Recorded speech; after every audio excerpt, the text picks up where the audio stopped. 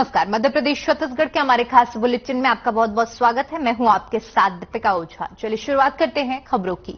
मुख्यमंत्री भूपेश बघेल ने 5000 आंगनबाड़ी भवन बनाने की घोषणा की, जिसको लेकर पूर्व मंत्री बृजमोहन अग्रवाल ने भूपेश सरकार पर निशाना साधा है और कहा कि मुख्यमंत्री भूपेश बघेल घोषणा वीर बन गए हैं, पूरे साल का बजट भी खर्च कर देंगे लेकिन काम नहीं कर पाएंगे।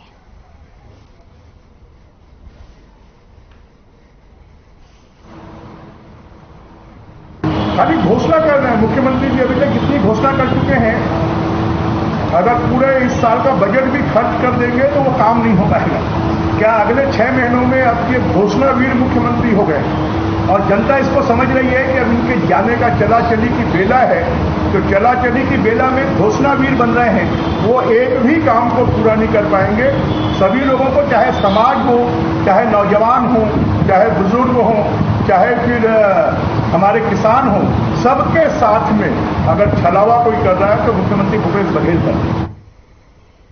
उधर आभार सम्मेलन में मुख्यमंत्री भूपेश बघेल ने बड़ी घोषणा की है। आभार सम्मेलन में सीएम ने कहा कि हमने शासकीय कर्मियों के लिए ओल्ड पेंशन स्कीम लागू किया है, श्रमिकों को भी 7,000 सालाना देने की शुरुआत की है, बेरोजगार साथियों को हम 2500 रुपए प्रतिमाह दे रहे हैं। इसके साथ ही उन्होंने कहा कि मई दिवस पर हमने श्रमिकों के लिए बड़े फैसले लिए हैं। श्रमिक, शासकीय कर्मचारी, किसान और बहनों के सम्मान में हमने कोई कसर नहीं छोड़ी है। आज महिला बालिका विभाग और स्वास्थ्य विभाग दोनों के उच्च आरोप रही। हमारे आंगनबाड़ी कार्यकर्ता, सहायिका और मितानिनों का आज आभार सम्मेलन था और हजारों के तादाद में हमारी बहनें यहाँ उपस्थित रहीं, क्योंकि बजट में जो पहले पिछली सरकार में केवल 5,000 रुपया मिलता था, ये आंगनबाड़ी कार्यकर्ताओं को अब 10,000 और जो मिनी आंगनबाड़ी है उसको 7,500 रुपये और किसानों का भी अब 2,200 रुपया हर महीने फिक्स रूप से मानदेय मिलेगा। इससे जो हमारे स्वास्थ्य के क्षेत्र में, शिक्षा के क्षेत्र में, बच्चों के जो कुपोषण है उससे लड़ाई करने में वो सहयोग हमारे कार्यकर्ता और किसानों को रहा और कोरोना के समय में उसका अद्भुत योगदान रहा, उसे कभी बुलाया नहीं। वहीं रेरा के नवनियुक्त अध्यक्ष संजय शुक्ला ने पदभार संभाला। साथ ही मामले पर जानकारी देते हुए बताया कि रेरा का गठन 5 साल हो चुके हैं जब हुआ था। रेरा को अभी प्रचार प्रसार की आवश्यकता है, इसमें मीडिया का बहुत बड़ा रोल है। अवैध कॉलोनियों में अवैध प्लॉटिंग हो रही है। नगरीय निकाय, नगर निगम और नगर पालिका उनके द्वारा कार्रवाई करने का प्रावधान है और जिसमें सीएमओ द्वारा नियम के अनुसार कार्रवाई की जानी है। कि रेरा का जो गठन हुआ है वो किस कारण से हुआ है और ये लगभग 5 साल पूर्ण हो चुके हैं। मैंने तथा हमारे सदस्य हैं, नए सदस्य दिवांगन जी ने कल ही प्रभार ग्रहण किया है। बहुत सारे न्यूज चैनल और प्रेस और सोशल मीडिया के हमारे जो मित्रगण हैं वो चाह रहे थे कि हम अलग अलग सबसे मिलकर करें। चूंकि संभव नहीं है कि इतने सारे लोग साथ में हम अलग अलग बातचीत कर पाए, इसलिए मैंने सोचा कि एक ऐसा तरीका है जिसमें सभी एक साथ हम इससे बात कर सकें, सो दैट हम जल्दी से अपना काम शुरू कर सकें। जगदलपुर से बड़ी खबर सामने आ रही है, जहां पर पुलिस और कांग्रेस नेताओं के बीच में झड़प हो गई है। कोतवाली थाने में धरने पर बैठे थे कांग्रेस नेता, इस बीच ये झड़प की खबर सामने आ रही है। पुलिस अधीक्षक पर मारपीट का आरोप लगाया गया है। सांसद प्रतिनिधि सुशील मौर्य पर उन्होंने ये आरोप लगाया है। तो बड़ी जानकारी जगदलपुर से साझा कर रहे हैं, जहां पर पुलिस और कांग्रेस नेताओं के बीच में झड़प हुई है। कोतवाली थाने पर धरने पर बैठे हुए थे, इस दौरान ये झड़प हुई है। सांसद प्रतिनिधि की तरफ से आरोप लगाए गए हैं।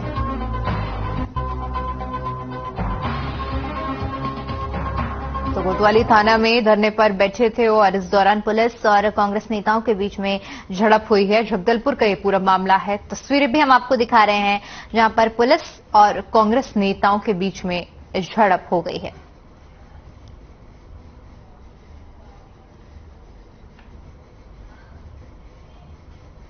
वहीं नगर पंचायत परिषद दल ने छोरिया में बंद का आह्वान किया है, जिसका असर नगर में बंद रूप से स्पष्ट दिखाई दे रहा है। बता दें कि नगर पंचायत अध्यक्ष राजकुमारी सिन्हा के खिलाफ 11 पार्षदों ने अविश्वास प्रस्ताव दिया, लेकिन 12 दिन बीत जाने के बाद भी अविश्वास प्रस्ताव पर मतदान तारीख तय नहीं होने से पार्षदों में नाराजगी दिखाई दे रही है। इसको लेकर आज नगर बंद का आह्वान किया गया, जो कि सफल होता नजर आ रहा है।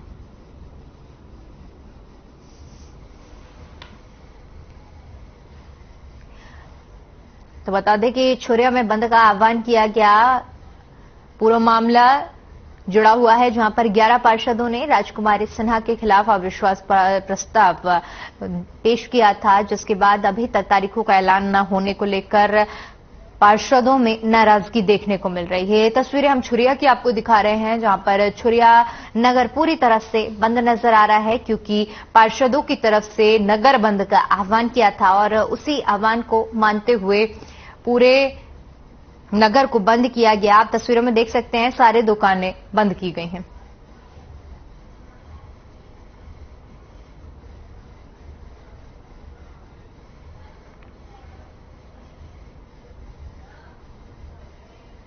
तो चलिए अब आपको सीधा रायपुर लिए चलते हैं, जहां पर आभार सम्मेलन का कार्यक्रम का आयोजन किया जा रहा है, जहां पर सीएम भूपेश बघेल भी मौजूद हैं।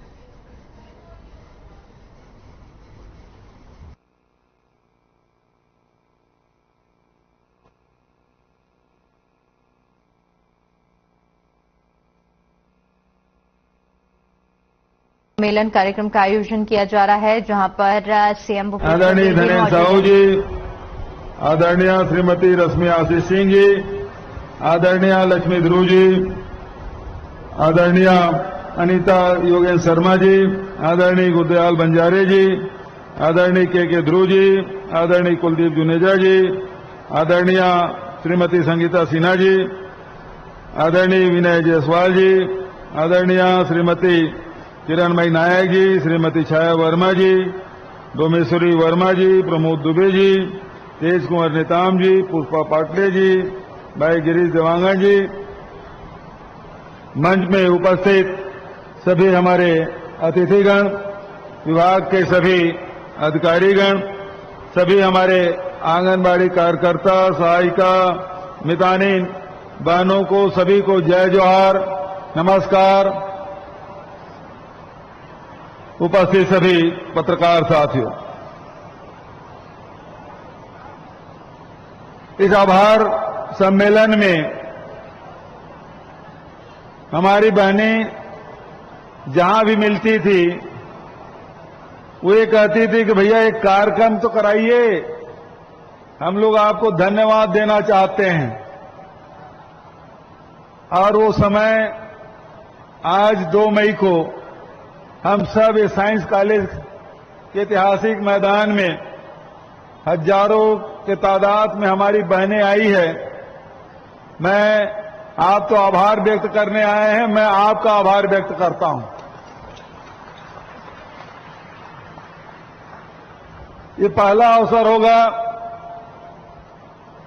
पहली सभा होगी जिसमें पुरुष लोग अल्पसंख्यक हैं। कुछ पत्रकार मेरे सामने दिख रहे हैं, कुछ अधिकारी दिख रहे हैं, कुछ राजनेता दिख रहे हैं। बचा सब हमारी मातृशक्ति यहां उपस्थित है। हम लोग तो 8% में भी नहीं आएंगे लगता है, इतनी अधिक संख्या में आप आई हैं। और जिन शब्दों के साथ हमारे द्रवेश नंदिनी जी, आंगनबाड़ी कार्यकर्ता सुश्री साधना देवांगन जी और आंगनबाड़ी सहायिका आदरणीय नंदिनी यादव जी, मितानिन बहन प्रेम ज्योति बघेल और लक्ष्मी साहू जी ने आप सबकी ओर से मंच में जो बात उन्होंने कही है, वो दिल को छू जाने वाली बात है। आपने बिना कोई संकोच के, बिना कोई झिझक के जिन परिस्थितियों में काम करती हैं, आपके घर के जो स्थिति है, आर्थिक स्थिति है और किस प्रकार से आप परिवार चलाती हैं, उसके बारे में आपने इस मंच के माध्यम से जिन शब्दों के माध्यम से अपनी भावनाएं व्यक्त की है। मैं आप सबका अभिनंदन करता हूं। बोलने के लिए तो कुछ बहनें ही आई थी, लेकिन वो भावनाएं आप सबकी थी। और जो आपने सरकार के प्रति जो आभार व्यक्त किया, ये दरअसल में आभार हम लोगों का नहीं है, बल्कि मैं तो आप सबको 3.25 करोड़ जनता की ओर से सभी मितानिन, कार्यकर्ता, सहायिका सबके प्रति आभार व्यक्त करता हूं, क्योंकि जो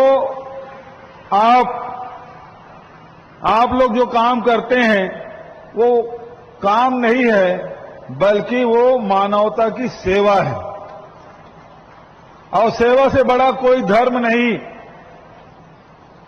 जिस कोरोना काल में डॉक्टर इलाज करने के लिए हिचक रहे थे, हॉस्पिटल में एडमिशन नहीं ले रहे थे, ऐसे समय में हमारे मितानिन, कार्यकर्ता, सहायिका जिस तत्परता से, सेवा भाव से जो आप लोगों ने काम किया है, उसका कोई दूसरा मिसाल नहीं हो सकता।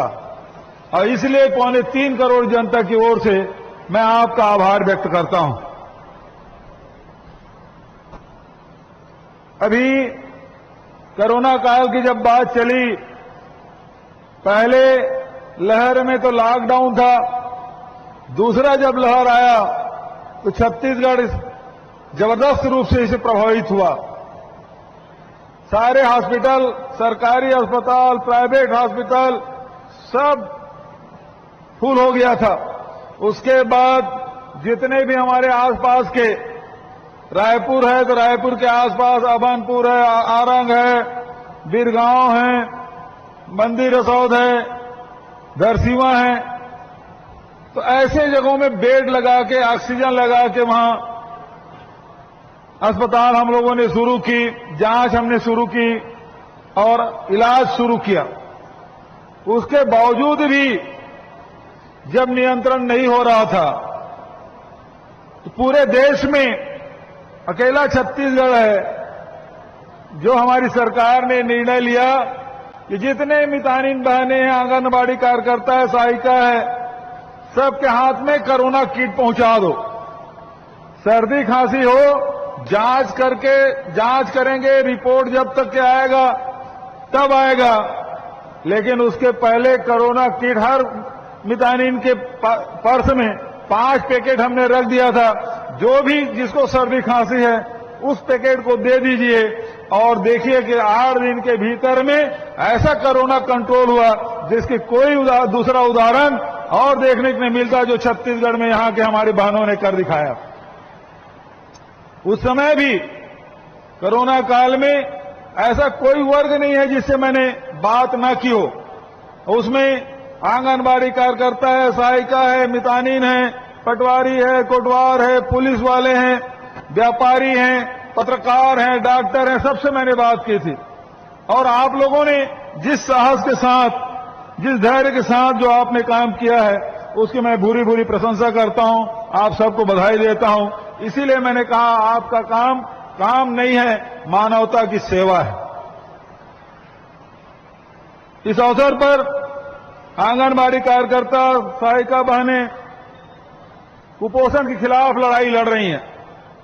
छत्तीसगढ़ में जहां 40% लोग गरीबी रेखा के नीचे जीवन यापन करते हैं, वहीं कुपोषण का दर भी हमारा बहुत अधिक है। 37% से अधिक कुपोषित बच्चे हमारे छत्तीसगढ़ में जब हम लोग सरकार में आए थे। आज हमारे बहनों ने जो लड़ाई लड़ी, अब वो 37% से घट के 31% हो गया। इसे और कम करना है, इसके लिए आपको और मेहनत करनी होगी। जो राष्ट्रीय औसत है उससे भी हमारा कम होना चाहिए। इसलिए मैं आप सबको इसके लिए आह्वान करता हूं। साथ ही जितने भी कार्यक्रम हैं उसको आप संचालित कर रहे हैं। अभी महाराज साहब ने और अनिला भाभी ने बहुत सारे आपको बात बताई, आपके संघर्षों की किस्से उन्होंने कहे। मैं उसमें और जोड़ते हुए कहूंगा कि ये बड़ी चुनौती है। शिक्षा और स्वास्थ्य, प्रारंभिक शिक्षा और प्रारंभिक उपचार इसमें आपको लगना होगा। हमको पहले एक समय था जब छत्तीसगढ़ की पहचान नक्सलगढ़ के रूप में होती थी, बस्तर जाने से घबराते थे, दूसरे प्रदेश के लोग तो छत्तीसगढ़ आने से डरते थे। ऐसे स्थिति में हम लोगों ने जो काम किया है, जो शासकीय योजनाओं को आम जनता तक, हितग्राहियों तक पहुंचाने में जो आप लोगों ने काम किया है, इसके लिए मैं आप सबको बधाई देता हूं, शुभकामना देता हूं। जिस प्रकार से कुपोषण के खिलाफ लड़ाई आपने लड़ी, उसी प्रकार से मलेरिया के खिलाफ संघर्ष हम लोगों ने किया। पहले दंतेश्वरी माई की पूजा अर्चना करके मलेरिया मुक्त बस्तर की शुरुआत की, बाद में मलेरिया मुक्त छत्तीसगढ़ के दिशा में काम हम लोगों ने शुरुआत की है। और आज ये कहते हुए खुशी हो रही है कि आज छत्तीसगढ़ में कोई उल्टी दस्त से किसी की मृत्यु नहीं होती, मलेरिया के मच्छर काटने से किसी के मौत नहीं हो रही है। तो आज आप लोगों की जो मेहनत है, जो घर घर पहुंच के मलेरिया का टीकाकरण, मलेरिया की जांच जो आप लोग कर रहे हैं, उसका लाभ पूरे प्रदेश की जनता को मिल रहा है। आज हमारे बहने छत्तीसगढ़ के बारे में कह सकता हूं, हमारे छत्तीसगढ़ में कभी लिंग भेद नहीं रहा, महिलाओं को बराबर सम्मान मिलता रहा। और अनुपातिक आप देखेंगे लिंग अनुपात में हमारा राज्य बहुत अच्छी स्थिति में है। केरल के बाद यदि कह सकते हैं तो छत्तीसगढ़ दूसरे नंबर पे है। और बस्तर में तो एक कहावत भी है, अरे घर में एक लड़की जरूर होना चाहिए, क्योंकि यदि बाप की मृत्यु होती है तो बेटा तो संपत्ति के बंटवारे में लग जाता है, लेकिन रोने वाली कोई होती है तो बेटी ही रोती है। इसलिए बस्तर में आदिवासी भाई, बस्तर के लोग कहते हैं कि घर में एक पुत्री होना जरूरी है। कभी हमारे छत्तीसगढ़ में बेटियों को बोझ नहीं माना गया, और बल्कि इसे और बढ़ाने की आवश्यकता है। और इस दिशा में आप देखेंगे घर को संभालने में जहां महिलाएं आगे आ रही हैं, घर के अर्थव्यवस्था सुदृढ़ करने में लगी हुई हैं, चाहे वो सुराजी गांव योजना के माध्यम से हो, गौठान के माध्यम से हो, चाहे बाड़ी के माध्यम से हो, चाहे आज अब रिपा की शुरुआत की है, उसमें भी बढ़ चढ़कर महिलाएं हिस्सा ले रही है, लघु उपज संग्रहण कर रही है, खेती में हाथ बटा रही हैं, और उसके कारण से घर के जो आर्थिक स्थिति है उसमें बड़ा सुधार हो रहा है। शिक्षा के क्षेत्र में भी लगातार आंगनबाड़ी, हमारे प्रारंभिक शिक्षा वहां से शुरुआत होती है, और स्कूलों को हमने निर्णय लिया जितने भी हमारे गांव के हो, शहर के हो, सारे स्कूल का रंग रोगन करना है, जीर्णोद्धार करना है, नए बिल्डिंग बनाना है। और उसके साथ साथ अंग्रेजी स्कूल, स्वामी आत्मानंद अंग्रेजी स्कूल की भी शुरुआत हम लोगों ने की है। तो शिक्षा के क्षेत्र में भी काम हो रहा है, अर्थव्यवस्था सुधारने की दिशा में भी काम हो रहा है। और जो मेहनत आपने की है, और इसी कारण से हमारी सरकार लगातार कोशिश यही है कि सबके आय में वृद्धि होना चाहिए। एक तरफ किसानों को समृद्ध बनाने का काम हम लोगों ने किया। छत्तीसगढ़ में आप देखेंगे जितना धान की कीमत, जितना कोदो कुटकी की कीमत छत्तीसगढ़ में मिलता है, उतना देश क्या दुनिया में नहीं मिलता जो छत्तीसगढ़ में जो रेट मिल रहा है। उसी प्रकार से हमने जो शासकीय कर्मचारी है, शासकीय कर्मचारियों को ओल्ड पेंशन स्कीम हमने लागू किया, ताकि बुढ़ापे में वो किसी पे आश्रित न रहे, उसको भी मान सम्मान के साथ उनका बुढ़ापा कटे, उनका परिवार चले। इसलिए ओल्ड पेंशन स्कीम लागू हमने किया। और साथ ही साथ जो श्रमिक भाई हैं, मजदूर हैं, उनको भी 7,000 रुपया सालाना देने का काम हमने शुरुआत की। और अभी 30 तारीख को ही हमने 2,500 रुपया हमारे जो बेरोजगार साथी है उसका प्रथम किस्त हमने 30 तारीख को ही उनके खातों में, करीब 70,000 हमारे नौजवान साथी हैं, उनके खाते में 16 करोड़ से अधिक की राशि उनके खाते में अंतरित की है। कल मई दिवस था, श्रम दिवस था, और कल भी हम लोगों ने इसी पंडाल में जितनी संख्या में आप आए हैं, उसी प्रकार से हमारे श्रमिक भाई आए थे, उनके भी सुख सुविधा के लिए हमने बड़े फैसले किए।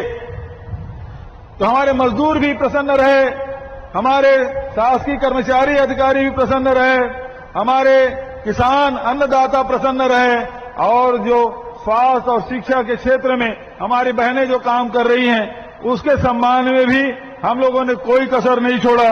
और आप सबके हितों को ध्यान में रखते हुए आंगनबाड़ी कार्यकर्ता जो पहले 5,000 रुपये पाते थे उसे 1,500 रुपये पहले वृद्धि की, अब जाके उसको 10,000 रुपया प्रति महीना मानदेय देने का फैसला किया है।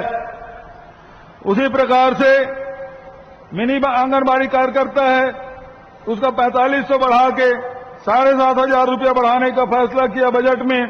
आंगनबाड़ी सहायिकाओं को 3250 मिलता था, अब उसे बढ़ा के 5,000 रुपया। और उसके साथ साथ जो हमारी मितानिन बहनें हैं, जितने और भी बहुत सारे जो काम करते हैं, जिसके विस्तार के बारे में विस्तार से महाराज साहब ने आपको बता दिया, फिक्स पेमेंट हर महीने मिले। जैसे कि हमारी मितानिन बहनें अपने अनुभव साझा कर रहे थे, हम लोग जो काम करते हैं उसके एवज में जो पैसा मिलता है कभी कभी 3 महीने 4 महीने मिलता है, तो परिवार को चलाने में बड़ी कठिनाई होती है। इस बात को ध्यान में रखते हुए हमारी सरकार ने बजट में 2200 रुपया हर महीने मानदेय देने का फैसला किया है। इसी प्रकार से हमारी सरकार ने जब हमारे जो कार्यकर्ता जब सेवानिवृत्त होंगी तो उनको 50,000 रुपया और सहायिकाओं को सेवानिवृत्ति के समय 25,000 रुपया देने का निर्णय लिया है। आज पूरे प्रदेश में 51,849 आंगनबाड़ी केंद्र और मिनी आंगनबाड़ी केंद्र संचालित हैं, और 23-24 में शहरी क्षेत्रों में 100 आंगनबाड़ी निर्माण का प्रस्ताव है। बहुत सारी बातें और हैं।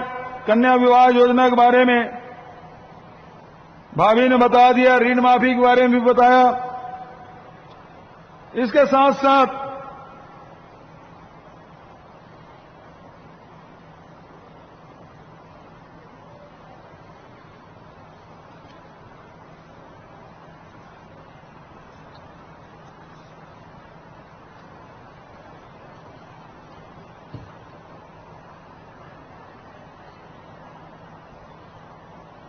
आज आया हूं तो कुछ घोषणा भी करूं। तो सबसे पहली बात यह है कि पूर्ण व अस्वीकृत आंगनबाड़ी केंद्रों के लिए 5,000 आंगनबाड़ी भवनों का निर्माण कराया जाएगा, और पूरे प्रदेश में 14 नवंबर को पूरे राज्य में आंगनबाड़ी कार्यकर्ता सहायिका इसका सम्मान किया जाएगा। सक्षम योजना अंतर्गत जिन महिलाओं की वार्षिक आय 1 लाख रुपए तक होती है उन्हें योजना का लाभ मिलता है। इन्हें बढ़ाकर अब वार्षिक आय की सीमा 2 लाख किया जाएगा। महिला स्व सहायता समूह के अधिकतम 4 लाख का ऋण स्वीकृत किया जाता है, जिसकी सीमा बढ़ाकर 6 लाख अधिकतम किए जाने की घोषणा करता हूं। साथ ही जो मितानिन बहनों के 2 और कौन से थे जो उसके